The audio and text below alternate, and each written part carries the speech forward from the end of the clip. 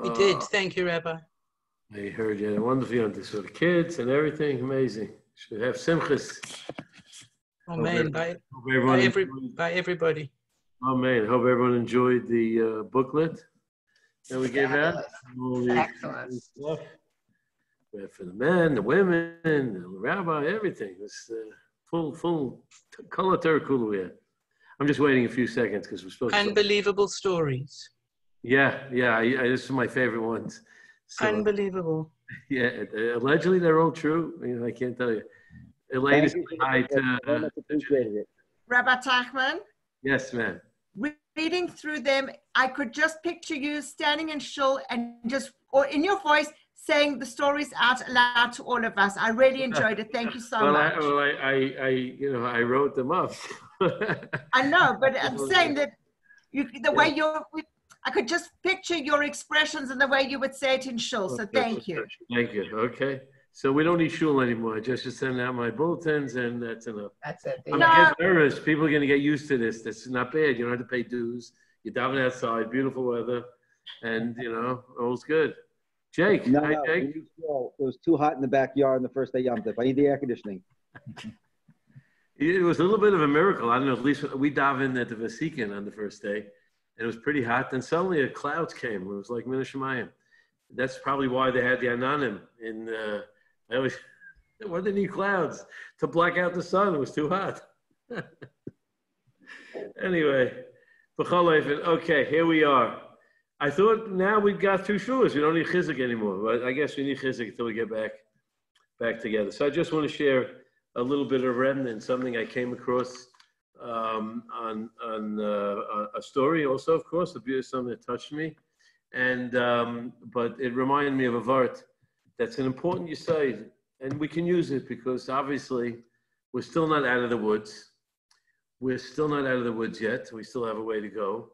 We still need extra protection. We shouldn't be lulled into all this sense of, we're safe and we can dive in, we can hang around each other. I mean, I hope we won't suffer the repercussions of getting more closely overlapping with each other. But, from what I've heard, I spoke to a doctor. He said the numbers, there's still people in the community who are not, I don't think they're in the hospital because they've learned how to deal with the illness, I think, a little more effectively. Not that they can cure it, but people are still sick, and we hope there won't be a surge because everyone's sort of taking liberties that they hadn't had until now. So at any rate, so I remember something I heard years ago, and it's a vart from the Vilna Gaon, and I heard an elaboration on it from Reb Baruch Mordechai Ezrachi. He's one of the great Rosh Yeshivas in Eretz Yisrael, Teres Yisrael Yeshiva, used to be in Beit Vegan for many years. Now they recently moved, I think, Modi'in or somewhere over there. They finally built a building. Great, very powerhouse Rosh Yeshiva, Reb Baruch Mordechai Ezrachi.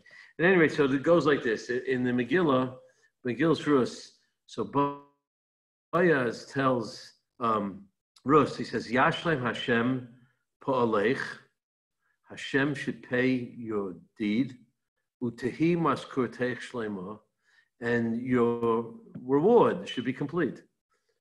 Me'im Hashem Elokei Yisrael, from the God of Israel. Asher Bos Lachsos, Tachas Knova, because you've come to protect yourself, to put yourself under the embrace, the protection of the wings of Hashem. So first, the Vilna Gaon, I'll paraphrase. It's a very short piece in Kol Elio, actually. in the classic Sefer in the Vilna Gaon. So yes, I did. First, we're talking about someone who's a Megayer, and and she's entering into, the ger of all gerim, the epitome of gerus is embodied within Rus, and yet we're talking about schar as if that was on her mind. What is the emphasis? It says we're supposed to be serving Hashem shalayam nasakala pras, and she was certainly one who clearly had proven that in her life and her decision to go forward. So what does it mean that he's encouraging her? Tei maskur shlema, and you're supposed to serve Hashem shalayam nasakala pras.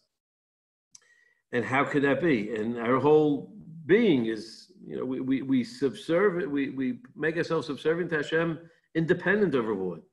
And Hashem took us out to be avodim, not to work for the sake of reward. What's the emphasis? Yasha Hashem parleich utema skutech shlema mem Hashem ashabos alachseis. Like you're going to get reward for coming. Oh, so he says like this. He says an interesting aside, and Rabbi Chizuk applies it to each one of us, not just to a geras or a ger. He says like this. He says certainly someone who was taken out of Mitzrayim and has a debt of gratitude for his life and the lifetime of all his progeny, because without Hashem taking us out, we would still be there. So we're indebted. So there's no concept of an Eved, Almanasa, Kalafras. We're Avadim. Hashem brought us out, and we're subservient to Him. But what about those who haven't, and those who didn't have to serve Hashem, who don't have a chiyuv? In other words, someone who chooses to do something. So he says like this. He says, when someone, well, like a Garrett,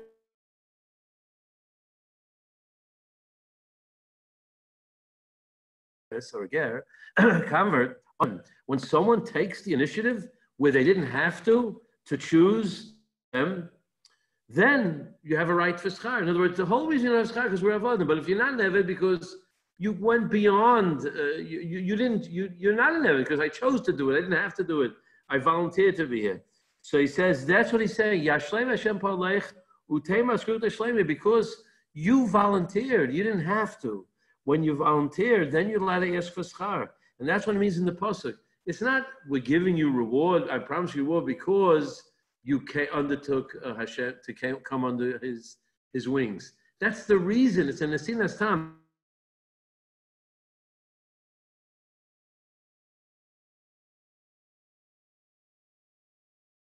You didn't have to. You weren't obligated. You weren't taken out of Mitzrayim. You chose on your own to volition to come.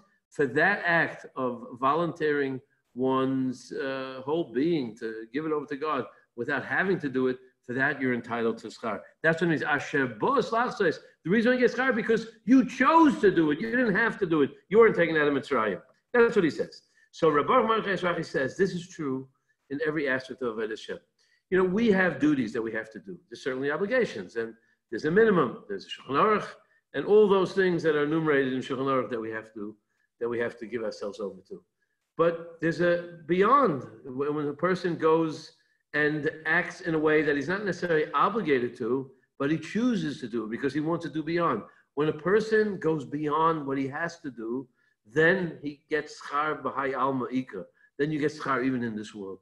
A person can, again, he wanted to realize that there's an amazing amount of reward and that you deserve for having undertaken things that you weren't obligated to do. You went beyond what you were obligated to do. So I want to give you an example. And this is what he says. He gives an example. He gives it a shmuz to his bachram, and he says, of course, you learn and you keep the sedarim and you learn, the full seder and you're devoted and you don't waste any time. That's your chiyuv. And of course, if you do that, you will become great. You will become you'll become, a great Talmid Chacham. There's no question. But schar in this world you won't get. But if you learn Bein HaSdarim and you learn when no one else is learning, and you say extra hours and extra time, where it goes beyond the confines of what you're obligated to do, that he says that's you get schar for. That is a schar that in this world you can count on and you're in store, because when you go beyond what you have to do, then everyone's in Tasha. When you've come and you entered deeper under the wings of Hashem, we didn't have to enter that deep. For that, you get reward. So I saw a beautiful story. It's a touching story. It's a beautiful, tragic story. But obviously, life is life. Life was is. But the story goes like this, and it's a COVID story. So it goes like this. There was a man. His name was William Hilsenrath, and he was a gabbai in a shul called Beis Shmuel Abba in Far Rockaway for 53 years. He was a Tamim Stika Yid, and he was respected by love by everyone. Beis Shmuel Abba was originally founded in 1967 by Reb Shmuel Abba-Katz. He was a Rav in Romania. He later immigrated to the United States. He started off in Arvin in New York, and then he ended up in Rockaway, in Far Rockaway, and then the shul was renamed after him after he died, and his son leads the shul, Chaim Katz. So the first year after the shul opened, so it was Parshas which we learned not that long ago. And the reason why we read it in proximity to Shuas with the break of Parshas Bamidbar in between is because we want to say Tichle Shana Kehila before Shuas, the year Persila and all that. So the year starts a year of Din on Torah, the different things, but we want to finish with the close before we get into the end of Shuas and start all over again. So you read the Teicha, and then we mafsik with Bamidbar, and then we keep Shuas. So it came Parshas B'Chukaisai, and it came to the Teicha. The Teicha is, the admonition that, and the custom is, those who are all familiar, especially if your husband's a Bali Kriya. So the Bali Kriya reads it quietly, so because it's like a bad omen, it's sort of like a bad, you don't want to say it loud, you want to mumble it, shove it under the carpet as you can. And traditionally, it's often given because no one wants to take the aliyah. It's sort of associated with bad luck. So usually you give it to the Balkare. But it came to the first Shabbos in the shul, and they came to the Teicha, and no one wanted to take the aliyah. And everyone was hesitant. Everyone looked around waiting for a volunteer. Willie Hilsenrath, this William Hilsenrath, they called him Willie, he saw that the Kvayt Shel Torah, the honor of Torah, was being desecrated. No one was stepping up. Everyone was worried about taking it.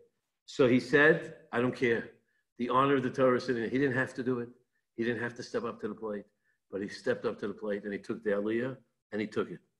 And again, when it came to Kisavai, the second Teicha, one is the first Churban, was the second Churban, and the second Teicha in Kisavai, the same thing repeated again, and he took it.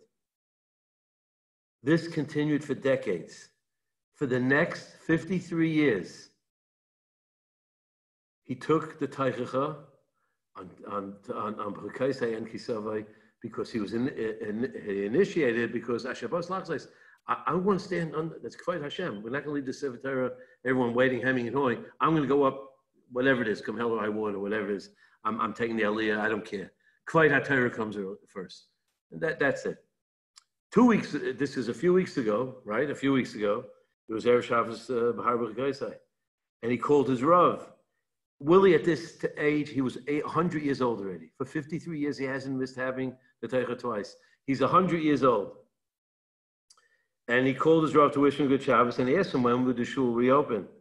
And he said, I'm sorry, but COVID-19 lockdown, it was closed before Pesach, and it'll probably unclear when it'll resume. On the Shabbos of Parshas B'Chukaisai, B'Har B'Chukaisai, he davened at home. He took out a chumash. He read the Parsha Shavua. He read over the Psukim.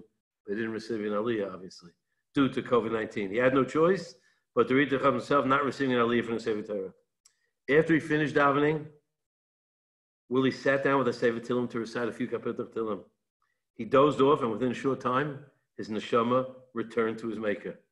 His patira took place at about the very same time that the shul would have completed davening on Shabbos morning. For the first time in 53 years, Willie Hilsenrath hadn't received the aliyah of the Teicha. And just an hour later, at the age of 100 years old, he was taken to a better world. For over a half a century, Willie served as the Teicha man, purely for the honor of Hashem and his Torah. Okay, so I think the lesson for us is obvious.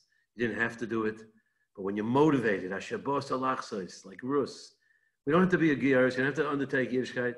We're here, we're in it. We were, many of us, our ancestors, we're taken out of Mitzrayim, we're stuck, we're Avadim forever. We're lucky, we're indebted to Hashem forever. But there's a certain limit what we're indebted to. But when you go beyond and you react and you jump to opportunities that you don't have to do, but you take them because you're worried about Kvayt Shemayim, for that you get a schar. 100 healthy years, every twice. Okay, his time was up. Obviously, a carbon of the COVID-19, but it was in the Shemayim. But to live 100 years is pretty good. May we be zeicha to keep on going and to continue to go the extra mile that we don't have to do. Because when you go to the extra mile you don't have to do, then you're in store for extra divine protection that you're entitled to. Even though schar mitzvah by Amalekah, that's for the obligations. What we do and we undertake to go beyond the letter of the law, beyond, there's nothing holding back what we deserve and what we can merit in this world. May we all find those moments in our life. It's been so many ways where we go the extra mile, push a little longer, beyond your Seder to learn a little more, get up a little earlier, down with a little more kavanah, You know, as a minimum. You go more. Anything you do more, and certainly you go the extra mile. You hold your tongue back. You don't react. You know, you're entitled to react. You're allowed to react. Sometimes you're allowed to, but nevertheless, when you go the extra mile, who knows what's in store? Maybe Zeicha till 120 in good health. May Willie Hilsenrath, the schus, passed away, Nebuch.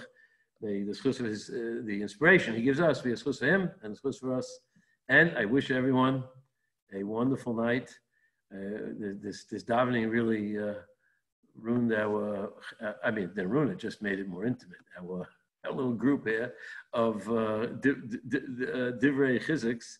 But good to see everyone, and I thank everyone for being here.